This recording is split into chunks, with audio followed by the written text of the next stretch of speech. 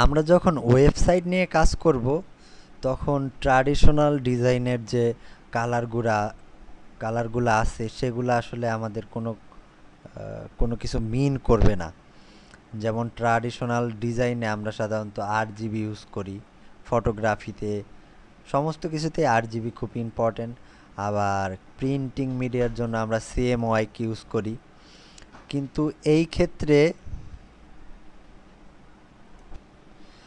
কিন্তু এই ক্ষেত্রে ওয়েব ডিজাইনের ক্ষেত্রে আমরা যেটা ইউজ করব হেক্সাডেসিমাল কোড, এবং এইটাই আমাদের জন্য সমস্ত জায়গায় কাজে লাগবে। যখন তুমি CSS করবে কিংবা ডিজাইন করবে তখন এই হেক্স কোডটাই তুমি লিখবে।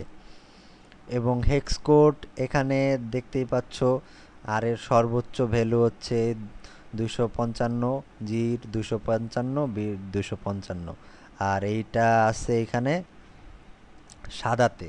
যদি তুমি এইটা R00, B00 আর G00 করে দাও তাহলে সমস্ত কিছু ব্ল্যাকে চলে আসবে। ধরো তুমি কালারটাকে করতে চাও রেড, তাহলে তোমার সর্বোচ্চ ভ্যালু হচ্ছে এফ এফ মানে হচ্ছে তুমি আর সর্বোচ্চ ভ্যালু দিয়েছো, তারপরে G00 এবং B00, তাহলে তোমার কালারটা হয়ে গেল রেড।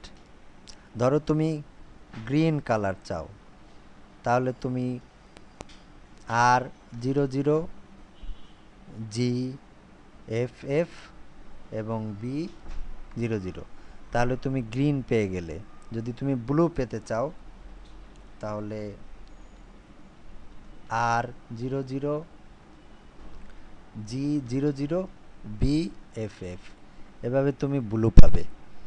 এবং এর কম্বাইন করে তুমি যে কোনো কালারেই নিয়ে কাজ করতে পারো। এবং এই হেক্সাডেসিমাল কোডগুলাই তুমি সব সময় সিএসএসি কিংবা ওয়েব ডিজাইনের অন্য জায়গায় সব সময় ইউজ করবে। অতএব এইভাবে কালার যদি সিলেক্ট করতে তুমি একবার শিখে যাও তাহলেই তুমি অরিজিনাল কালারগুলা খুঁজে বের করতে পারবে এবং তোমার কালার প্যাটার্নটা তুমি খুঁজে বের করতে পারবে এবং তোমার পছন্দের কালারগুলা তুমি সহজেই খুঁজে বের করতে পারবে।